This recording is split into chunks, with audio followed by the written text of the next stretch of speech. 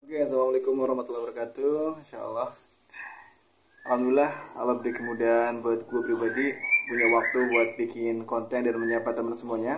Jadi em, kurang lebih tadi pagi gue baca komen ada teman atau follower atau subscriber yang nanya tentang atau minta dibikinin video tentang proses rekrutmen gue waktu di Daihatsu, dimana mungkin beberapa orang tahu, baik follower gue maupun subscriber gue pernah daftar 2 kali di Daihatsu. Yang pertama itu gue gagal medical check up, dan alhamdulillah gue daftar kedua kalinya dan alhamdulillah diterima dan lolos, dan sampai bekerja selama 2 tahun di Astra Daihatsu Karawang, lebih tepatnya di Karawang Assembling Plant yang ada di Suracipta. Seperti itu bagaimana?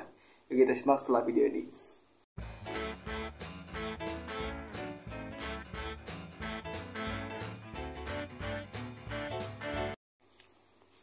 Oke guys, jadi terkait dengan pengalaman gue pribadi yang rekrutmen di PT Daihatsu sendiri, jadi emang sebenarnya atau secara cerita itu gue sempat gagal di medical check up PT Astra Daihatsu Motor, dimana saat itu gue masih duduk di bangku kelas 3. Jadi saat itu gue belum lulus ya, itu gue masih, kalau nggak salah tuh baru kelar ujian, dan Daihatsu buka lowongan di kampung gue di Tegal di SMK gue, dan gue daftar.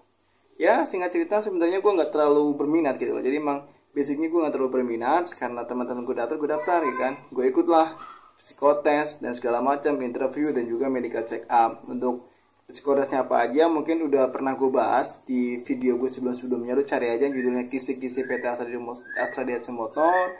Terus tips dan trik lolos MCU-nya, tips dan trik lolos interviewnya juga udah gue bikin terkait dengan PT Astra Daihatsu Motor. Begitu juga dengan PT Toyota Motor Manufacturing Indonesia, PT Denso Indonesia, PT Aisin, PT Yutaka, semuanya udah pernah gue bahas di channel YouTube ini. Jadi kalian cari aja, ya tinggal kalian telaten aja lah, nyari-nyari video-video yang udah pernah gue bikin. Oke, lanjut ke topik cerita. Jadi ya namanya manusia ya kan, kita tau lah udah sejauh itu gue udah nunggu lama gitu kan, udah berharapnya lebih. Karena kenapa gue berharap? Karena waktu itu emang udah sampai tahapnya medical check up, dimana selangkah lagi gue tinggal tanda tangan kontrak dan bisa kerja di Daihatsu saat itu ya. Tapi ternyata ya Allah, qadarullah, waktu itu emang gagal, dan gagalnya nggak nunggu-nunggu di medical check upnya. Dan ya seperti yang semuanya tahu bahwa gagal medical check up tuh nggak dikasih tahu kita gagalnya kenapa atau sakit apa, itu kita nggak tahu. Jadi semuanya jadi misteri, jadi rahasia. Dan hal inilah yang membuat gue jadi tertantang atau tertarik pengen ikut lagi gitu loh. Hopeless ya hopeless, kecewa. Tapi ya namanya manusia, kita nggak boleh berlarut-larut atau berlama-lama dalam kekecewaan, berlama-lama dalam yang namanya putus asa. Karena ya apalagi kita harus bisa berubah, kita harus bisa melewati waktu itu. Kalau bahasa sekarangnya apa ya, move on gitu ya. Nah selang waktu ternyata Daihatsu setelah gue lulus itu buka loker lagi, lebih tepatnya kalau gue nggak salah hitung tuh 5 atau 6 bulan itu setelah gue gagal medical check up itu. Jadi di tahun itu tuh Daihatsu buka lowongan 2 kali, dan gue orang yang nggak menyerah gitu loh. Padahal udah gagal medical check up, tapi gue daftar lagi di saat itu, dan alhamdulillah lolos. Karena gue udah pernah tes, gue tahu psikotesnya kayak gimana aja, gue tahu interviewnya ngapain aja, dan juga karena emang teman-teman gue udah di sono. Jadi yang gelombang pertama yang gue gagal itu yang sebelum gue lulus itu beberapa temen gue udah ada yang pada kerja, bukan udah ada sih, semuanya udah kerja yang tes di saat gue gagal itu ya. Jadi ya alhamdulillah banyak teman-teman juga yang support, yang mendukung bahwasanya buruan ayo semangat biar bisa kerja bareng gitu kan. Namanya orang sekelas satu tongkrongan kan pasti pengen kerja bareng. Nah di situ gue makin semangat lagi, dan ya alhamdulillah bisa melewati proses demi proses dengan sangat-sangat mudah. Kenapa ya? Karena gue udah pernah ngejalanin, gue udah pernah tes di situ, dan gagalnya di medical check up. Dan alhamdulillah di tes kedua gue di 6 bulan setelah gue gagal medical check up di Daihatsu, gue ikut tes lagi, dan di medical check up-nya pun alhamdulillah gue lolos.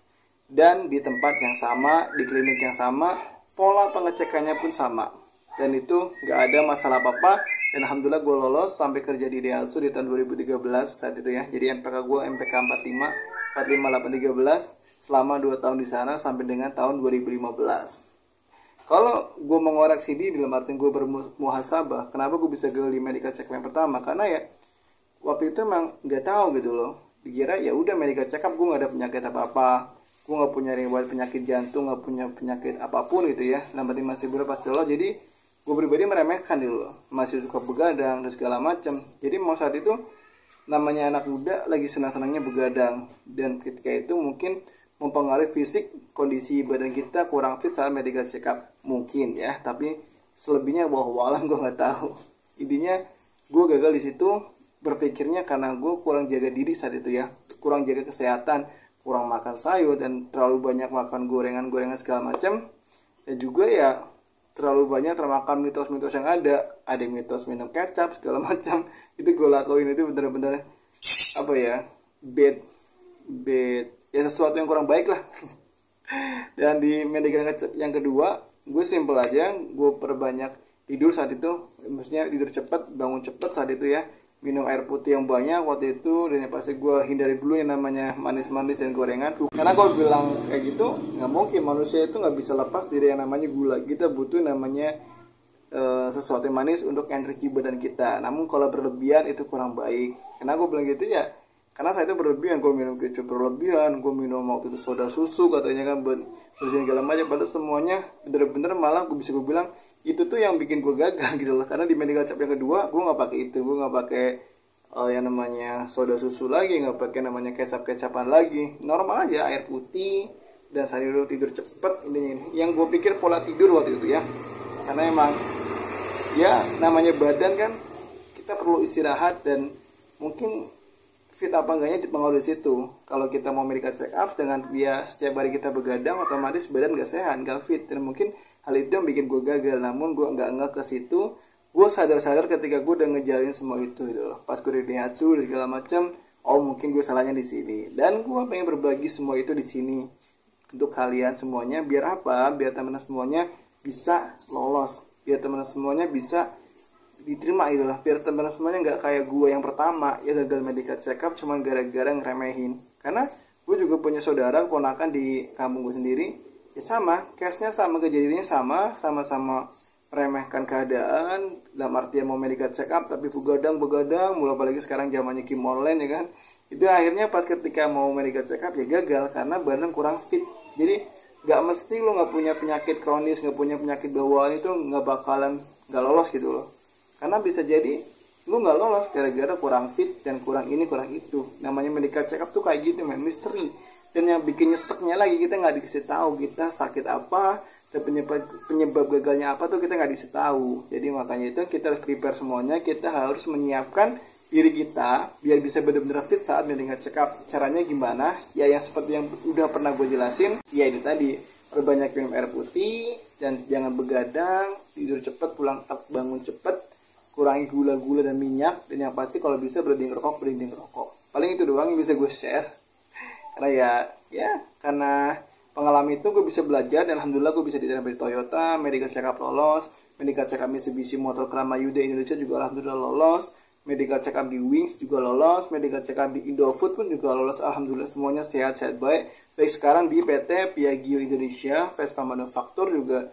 Kemarin pas medical check up karyawan juga normal-normal aja, alhamdulillah. Karena emang basicnya nggak ada penyakit apa-apa ya. Paling itu aja yang bisa gue share. Semoga bisa bermanfaat buat teman-temannya, dan gue harap tolong bantu share video ini ke teman-teman kalian, share ke grup-grup loker kalian di Facebook, di Telegram maupun di Instagram ataupun apapun, biar teman-teman kalian bisa dapat ilmu yang sama dengan kalian, yaitu tentang gimana caranya nggak gagal di medical check up dan bisa dapat value lebih dari isi video ini. Bagus Muhammad, semoga Allah jaga kita, semoga Allah lindungi kita, sehat selalu, bahagia support semuanya. Bagus Muhammad sekali lagi, mohon maaf. Wassalamualaikum warahmatullahi wabarakatuh, sampai jumpa di video berikutnya. Dah.